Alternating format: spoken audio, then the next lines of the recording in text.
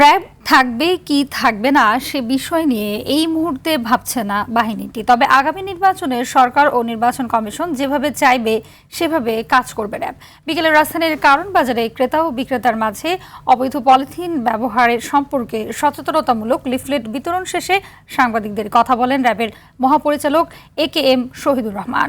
নির্বাচনে যে কোনো ধরনের নাশকতা এড়াতে প্রস্তুত আছে বলেও জানান তিনি। নির্বাচনের আগেই লুণ্ঠিত অস্ত্র উদ্ধারের আশা করছেন বলেও জানান মহাপরিচালক।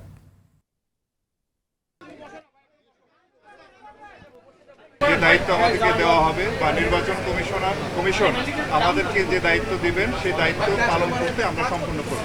আমি মনে করি যে দিন দিন পরিবেশ ভালো হবে এবং একটি সুষ্ঠু নির্বাচন করার জন্য যে পরিবেশ দরকার, যে পরিস্থিতি দরকার, আইন শৃঙ্খলা পরিস্থিতি যতটুকু নিয়ন্ত্রণে রাখা দরকার, আমরা ইনশাআল্লাহ সেটি করতে সক্ষম হব। অস্ত্র উদ্ধার অভিযান আমাদের চলমান আছে। আমরা চেষ্টা করব আমাদের এই অভিযানটাকে আরো জোরদার করার জন্য এবং নির্বাচনের পূর্বে আমাদের যে লুণ্ঠিত অস্ত্রের যে যতটুকু বাকি আছে সেটুকু উদ্ধারের জন্য আমরা সর্বাত্মক প্রচেষ্টা করব।